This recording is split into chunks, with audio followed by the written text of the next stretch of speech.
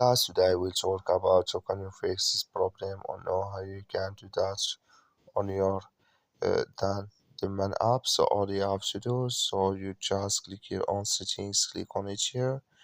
When you just click on settings, it's going to show for you list like this here. So then you go down, just keep going down, you click here on apps.